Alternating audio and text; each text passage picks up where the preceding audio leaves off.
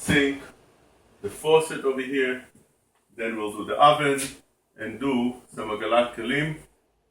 Do things quickly without spending much time. After everything was cleaned, we're going to start with the counter. How do you clean the counter? So the first thing you need to do is make sure that the counter is clean and that it's dry. It must be very dry. Then the best way is to use a water kettle. The water kettle is considered like even melubenet. It's like you're putting a stone that was on the fire, and when you spill the water, the stone heats it up much more. That is when the kettle is on. You have to make sure that it's still bubbling. This kind of irui is the highest irui possible. This is how Shlomo Zalman Auerbach writes. Therefore, once it's clean, we'll see how to do it quickly and correctly. You'll have to have it on, as we said over here. And now, you spill quickly, and you go, try to have it on. Make sure that it's done in every area, every corner, every place, that it touches every place, and you do it quickly so the water doesn't spill there and gets there before you get there. Because if the water gets there before you do, it cools down the water that you just spilled on top of it. So that's how you'll take care of the counter. This is the counter. You do the same thing for the backsplash over here. And you'll spill here as well. Like this. After it's clean, that is good enough, and you took care of that. Once this is over, you'll get to the sink.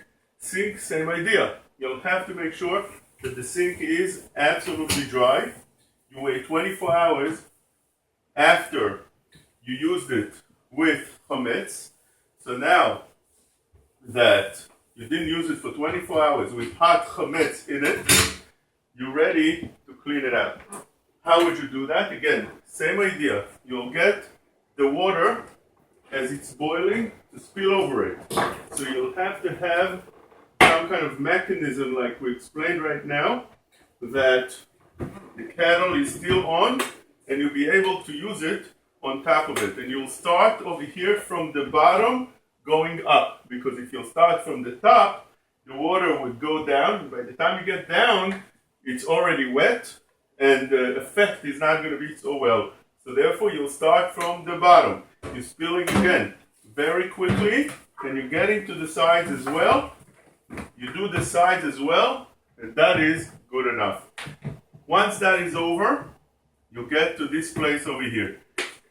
Now, we don't have so much hot water, boiling water to show, but you can imagine the same idea as if it would be right now bubbling and boiling. And if it would be over here right now bubbling and boiling, what you'll have to do over here is unscrew the filter here. Usually there's a filter here, and you can unscrew it. I don't have a filter here to unscrew, or at least it doesn't come out so easily. But you will need to unscrew the filter, clean it well, and do the same thing to the filter as well. While the water is running hot over here, after you cleaned well, again, the faucet over here, you'll dry it on top and let as hot as you can, the water run. Once that happens, you'll take the boiling water in the kettle and have the same idea over here. Spill on top of it, same idea to the handles. And same idea if you have a filter over here, you'll do the same thing, and you're done with the sink. Done with the sink. Now we'll get to the oven. The oven works the following way.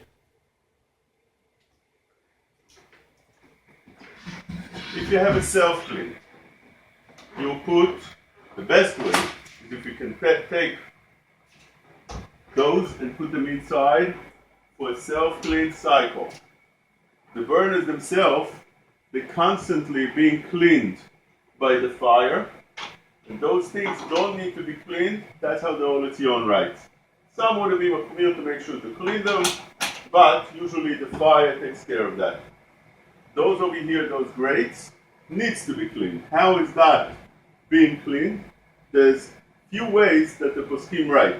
One way is that you'll have to do on this libun chamur. This is how the Or Letzion says. You'll have to do this libun chamur, and therefore either you put it in the self-clean oven, which has the effect of a libun chamur, because it gets to the heat of 900 to 1000 Fahrenheit, and therefore such a heat level definitely for the 2-3 hours that it's there has the effect of a libun chamur that burns everything and cleans it.